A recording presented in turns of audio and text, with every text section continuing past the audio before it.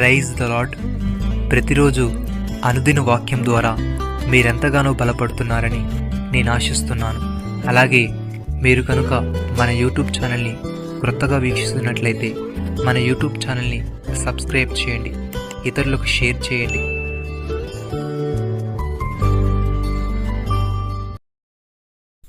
గోధుమ గింజ భూమిలో పడి చావుకొండిన ఎడల అది ఒంటిగానే ఉండును, అది చచ్చిన ఎడల విస్తారముగా ఫలించును.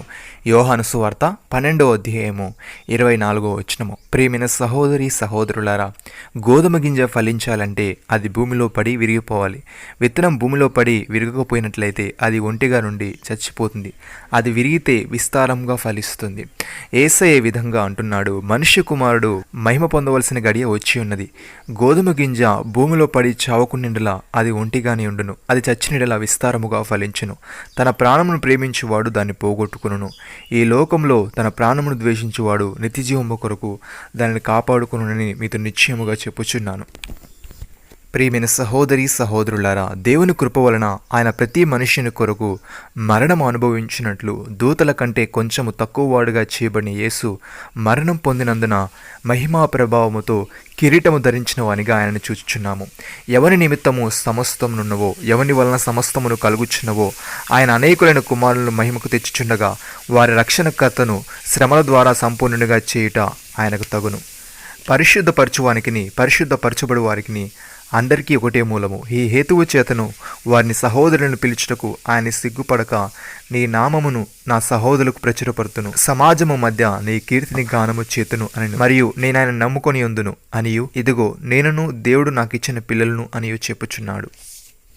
పౌలు భక్తుడు రోమీలకు రాస్తూ ఈ విధంగా అంటున్నాడు, తన కుమారుడు అనేక సహోదరులలో జ్యేష్ఠుడగునట్లు దేవుడు ఎవరిని ముందుగా ఎరిగెనో వారు తన కుమారునితో సారూప్యము గల వారగుటకును వారిని ముందుగా నిర్ణయించెను. మరియు ఎవరిని ముందుగా నిర్ణయించెనో వారిని పిలిచెను, ఎవరిని పిలిచెనో వారిని నీతిమంతులుగా తీర్చెను, ఎవరిని నీతిమంతులుగా తీర్చెనో వారిని మహిమపరిచెను. ఇట్లుండగా ఏమందుము, దేవుడు మన పక్షమునుండగా మనకు విరోధి ఎవడు? తన సొంత కుమారుని అనుగ్రహించుటకు వెనుక తీయక మనందరి కొరకు ఆయనను అప్పగించిన వాడు ఆయనతో పాటు సమస్తమును మనకెందుకు అనుగురుపడు? దేవుని చేత ఏర్పరచబడిన వారి మీద నేరం మోపువాడెవడు? నీతిమంతులుగా తీర్చువాడు దేవుడే. శిక్ష విధించువాడెవడు? చనిపోయిన క్రీస్తు యేసే. అంతేకాదు, మృతులని లేచిన వాడును దేవుని కుడిపార్శ్వమునున్నవాడును మన కొరకు విజ్ఞాపనము కూడా చేయవాడును ఆయనే. సహోదరి సహోదరులారా, లోకం మేము ద్వేషించినట్లా ఆశ్చర్యపడకుడి. మనము సహోదరులను ప్రేమించున్నాము గనుక మరణముల నుండి జీవములోనికి దాటి ఉన్నామని ఎరుగుదము. ప్రేమ లేనివాడు మరణమందు నిలిచున్నాడు. తన సహోదరుని ద్వేషించువాడు నరహంతకుడు. ఏ నరహంతకుని యందును నిత్యజీవము ఉండదని మీరు ఎరుగుదురు. ఆయన మన నిమిత్తము తన ప్రాణం పెట్టిన గనుక దీనివలన ప్రేమ ఎట్టిదని తెలుసుకొనిచున్నాము. మనము కూడా సహోదరుల నిమిత్తము మన ప్రాణం పెట్టబద్దులమై ఉన్నాము. నమ్మిన వారు నాతో కలిసి ప్రార్థనలో ఏకీభవించండి.